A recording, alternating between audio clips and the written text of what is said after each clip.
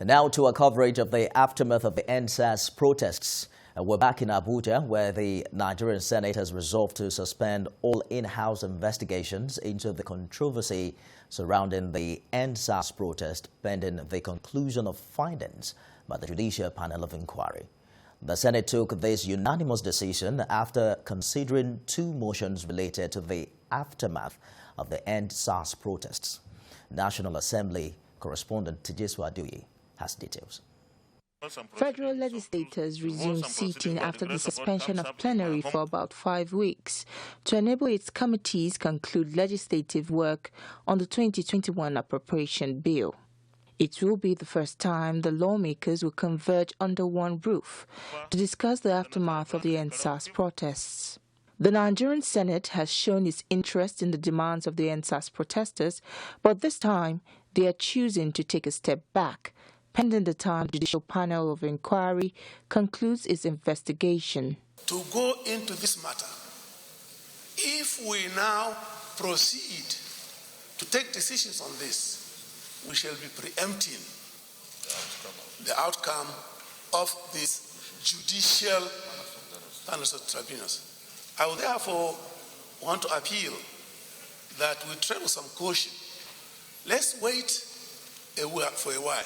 Let's see the outcome of these tribunals in Nigeria. But I just think too that some of the things that happen in some of the states, which were peculiar to some of these states, this is the political marketplace for the whole country.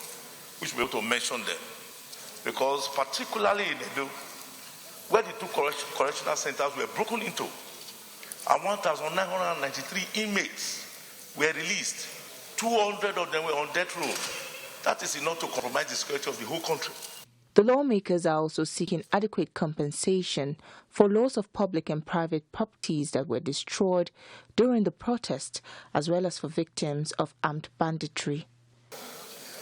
The Senate accordingly resolves to urge the federal government to set up a visitation panel to assess the level of destruction of public and private assets in Lagos. 2, urge the federal government to establish a special economic assistance to Lagos State in recognition of its strategic socio-economic significance by paying a financial grant in aid of not less than 1% of the share of revenue allocated to the federal government in the federal account. We here support the idea of compensation to all victims of similar destructions as it happens during the ENDSARS. As the ENDSARS victims are being compensated, so also the victims of banditry, where hoodlums also attack homes, burn down their properties, cut away their livelihoods, should also be compensated. The Senate agrees that the federal government must now devise a strategy that will avoid a reoccurrence of the violence that played out during the ENDSARS protest when it was hijacked by hoodlums.